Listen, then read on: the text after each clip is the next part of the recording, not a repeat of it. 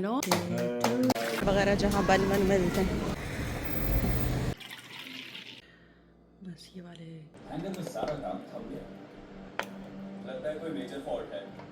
وقليل من الآخرين على سرر موضونة متكئين عليها। बिस्मिल्लाहिर्रहमानिर्रहीम, अस्सलाम वालेकुम। Welcome back to my channel. तो कैसे हैं आप सब लोग? अल्लाह से उम्मीद करती हूँ आप लोग बिल्कुल टिप टॉप मज़े में होंगे। तो आज का व्लॉग रूटीन व्लॉग है, और जैसे कि मैं ग्रॉसरी वगैरह लेकर आई थी। लास्ट व्लॉग में मैंने आपको दिखाया था, तो बस आज किचन के अंदर इस ग्रॉसरी को जो है वो अंदर से सारी कैबिनेट वगैरह की सफाई करनी है, और उसके बाद सब चीज़ों को अपनी अपनी जगह पर रखना है। और घर के अंदर कर दिए हैं बच्चों ने कॉकरोच, तो जिनका हल भी निकालना है और स्प्रे वगैरह भी करना है, और फिर उसके बाद सफाई करके सब चीज़ों को दोबारा से अच्छे से करके रखना है। तो किचन की बहुत बुरी हालत हुई हुई है, लेकिन बस मैं उठते ही बस आज जो है काम पे लग गई थी। मैंने कहा यार ये चीज़ें ला के रखी हैं, तो इनको सबको अपनी जगह पे मैनेज करके रखती हूँ। तो बस ये ऊपर इस तरीके से चीज़ें रख रही थी। और रमज़ान शुरू हो गए हैं, तो रमज़ान के सबको बहुत बहुत मुबारक हो। अल्लाह ताला सबको रमज़ान की रहमतें और बरकतें समेटना नसीब करे। अल्लाह ताला सबकी इबादत और सबकी तरावी, रोज़े, नमाज़ें, ज़िक्र, इन सब को अपनी बारगाह में कबूल करे। और जिस तरीके से रमज़ान गुज़ारने की जो एक क्या कहते हैं कि मतलब जिस तरीके से रमज़ान को गुज़ारना चाहिए, जिस तरह से हम पे फ़र्ज़ किया गया है रमज़ान को गुज़ारना, तो उस तरीके से अल्लाह ताला हम सबको रमज़ान गुज़ारने की तौफ़ीक अता फ़रमाए। तो बस यहाँ इस वाले कैबिनेट की भी सफाई हो चुकी थी, और अब ये बर्तन वगैरह रह गए थे, तो उसके बाद मुझे ये बर्तन क्लीन करने थे। और माशाल्लाह ये फूल, और बस वो फूल जो थे मेरे आने पे मुझे मिले थे, और ये फूल जो है मेरे बेटे कुछ दिन बाद मेरे लिए लेकर आया था, और उसको अच्छा लगता है, वो मेरे लिए फूल अक्सर लाता रहता है। तो फिर ये वाले मैंने यहाँ किचन में रख दिए थे, और माशाल्लाह ये भी बिल्कुल फ़्रेश थे, और वहाँ वाले भी फ़्रेश थे। अच्छा, रमज़ान के हवाले से जो है वो मैं व्लॉग अभी तक नहीं डाल सकी हूँ, और आगे इंशाल्लाह इरादा है, लेकिन तबीयत ने अगर इजाज़त दी, तबीयत थोड़ी सी नासाज चल रही है, तो ये मेरे पास जो पिछला कंटेंट मेरा मेरे पास पड़ा हुआ है, तो मैंने कहा चले मैं यही अपलोड कर देती हूँ, वरना फिर आप लोगों को शिकायत होती है कि मैं फिर से गायब हो गई हूँ। तो जनाब यहाँ पे सारे कामों से फ़ारिग होने के बाद थोड़ी हल्की फुल्की सी भूख लगी, तो मैंने कहा क्यों ना पॉपकॉर्न खा लिया जाए। तो फिर हमने पॉपकॉर्न बनाए परी, और मैंने बैठकर मज़े से पॉपकॉर्न खाए। और ये है मेरा प्यारा सा घर, मेरी जन्नत।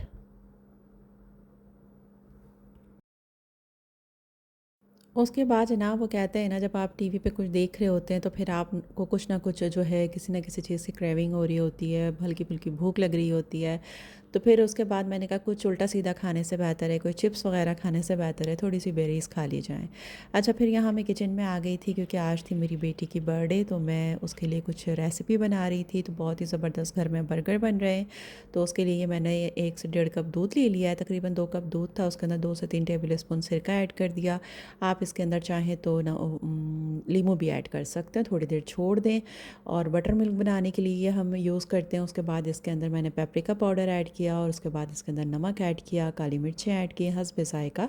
आप इसमें ये सब चीज़ें डाल दें, और थोड़ा सा मैंने इसके अंदर चिकन पाउडर ऐड कर दिया था। अब इन सब चीज़ों को हमने कर लेना है बहुत ही अच्छे से मिक्स। और उसके बाद क्या, उससे पहले ही जो है सराशा सॉस हमने इसके अंदर ऐड कर दिया, ताकि ना थोड़ा सा इसका जो फ्लेवर होता है ना वो चिकन के अंदर अच्छे से आ जाएगा। हॉट सॉस भी मैंने इसके अंदर डाल दिया है। तो फिर जो ना चिकन के अंदर एक्स्ट्रा और कुछ लवाजमात डालने की हमें ज़रूरत नहीं पड़ेगी, मतलब कोटिंग करते हुए अंदर तक जो ना इसके अंदर सारी चीज़ों का, मसालों का फ्लेवर होगा। अब चिकन के ये मैंने थाई पीस लिए थे बोनलेस, इसको मैं इसमें डाल दूँगी डिप करके, और 2 से 4 घंटे के लिए ना इसे कवर करके ना फ्रिज में रख दूँगी, ताकि इसके अंदर अच्छे से जो है सब चीज़ों का, सारे मसालों का फ्लेवर आ जाए। तो ये मैं डिनर रेडी कर रही थी, और शाम की मतलब समझे तैयारी थी, तो मैंने कहा चलें इसको अच्छे से मैरिनेट करके रख दूँ।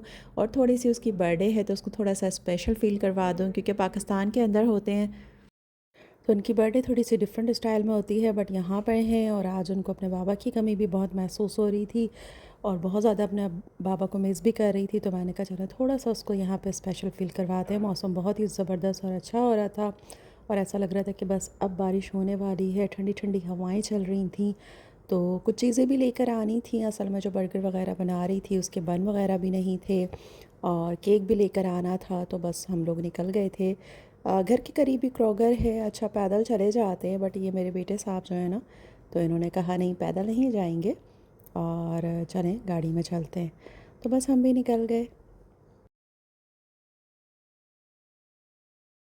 और ये यहाँ के खूबसूरत नज़ारे ज़बरदस्त से।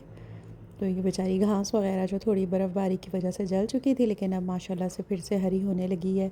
तो ये मैंने फूल वगैरह यहाँ से लिए थे और बन लेने थे। और भी कुछ चीज़ें लेनी थी, तो बस जो जो याद आता जा रहा था वो मैं लेती जा रही थी।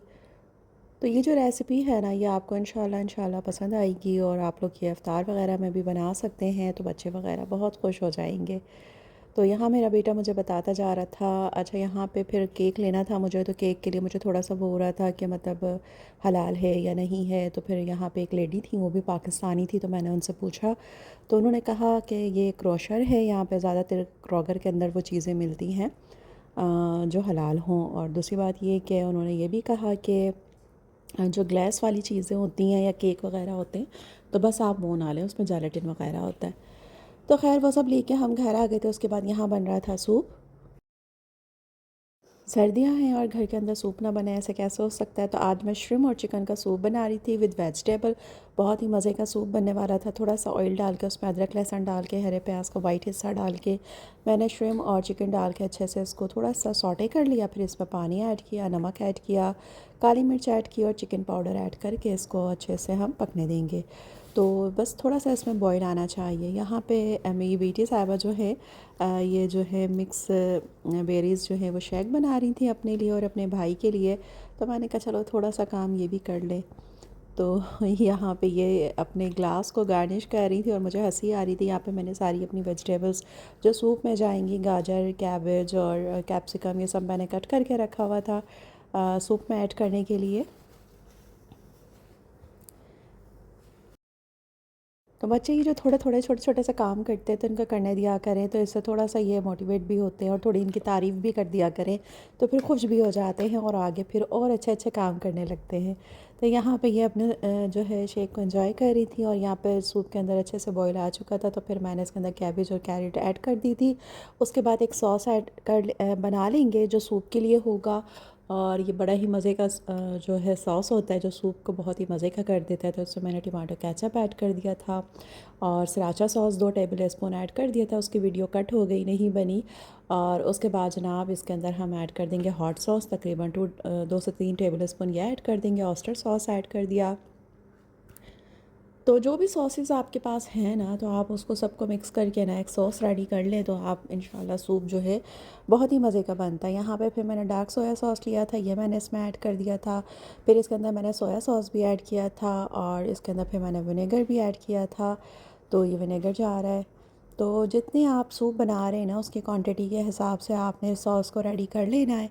तो मेरा आपने देखा है कि कितना बड़ा मतलब मैंने एक पतीली के अंदर सूप बनाया है, क्योंकि सर्दियाँ यहाँ पे इतनी है कि बस बच्चे जो है उनका तो बस ना चले, वो रोज़ ही कहते हैं कि उनको खाने में सूप ज़रूर लाजमी होना चाहिए। तो ये मैंने इसलिए बना लिए थे कि 2 दिन आराम से चल जाएगा। उसके बाद जब इसके अंदर अच्छे से बॉयल आया तो मैंने ये जो सॉस बनाया था वो ऐड कर दिया, कॉर्न ऐड कर दिया, फिर एक बॉईल आने दिया। ये बॉईल आने के बाद इसके अंदर फिर ये अंडे मैंने फेंट लिए थे 2 से 3। इसको फेंटने के बाद ये हम इसमें ऐड कर देंगे।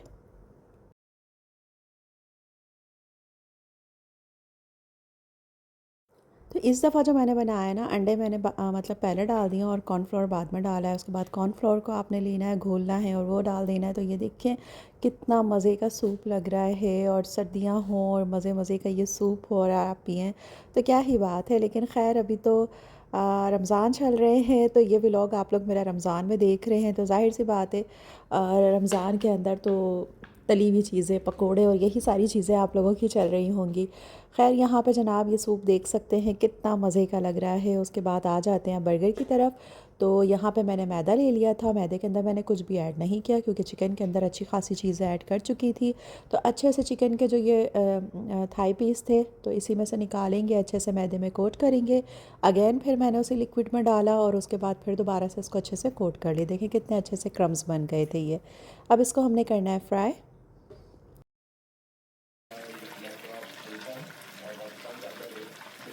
तो उलट पलट करते हुए 8 से 10 मिनट के अंदर इसको हमने अच्छे से फ्राई कर लेना। सारे फ्राई कर लिए थे। उसके बाद मैंने ये बन ले लिए थे। अब इसके अंदर मैंने जो है ना मेयोनीज़ लगा दिया है थोड़ा सा, और थोड़ा सा मैं चिली गार्लिक सॉस लगा दूँगी। तो आप अगर चाहें तो कोई और सी ड्रेसिंग या कोई और सा सॉस भी हो तो वो भी आप ऐड कर सकते हैं। तो इसको अच्छे से हमने इस तरीके से स्प्रेड कर लेना है।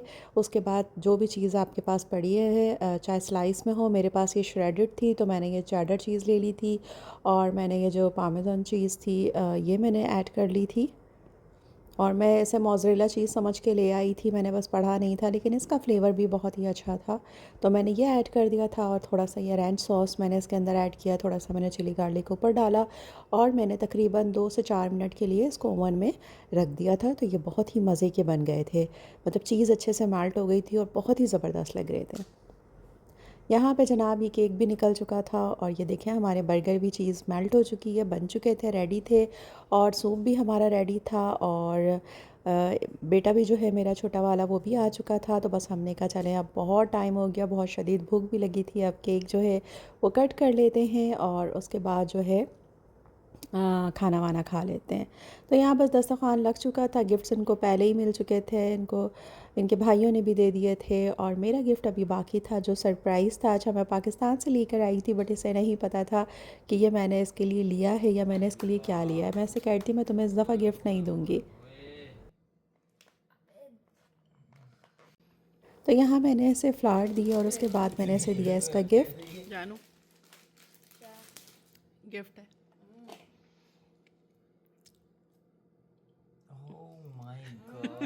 जिसे देख के ये काफ़ी खुश हो चुकी थी और इनको पसंद भी आया था। तो बस उम्मीद करती हूँ आपको ये व्लॉग मेरा अच्छा लगा होगा, और कोशिश करूँगी कि व्लॉग लेकर आऊँ। और बस दुआओं में याद रखिएगा और अपना बहुत सारा ख्याल रखिएगा, आसानियाँ बाँटिएगा, और खुश रहिएगा, जिएँ और जीने दें। और बस दुआओं में मुझे और मेरी फैमिली को याद रखिएगा, अपना बहुत सारा ख्याल रखिएगा।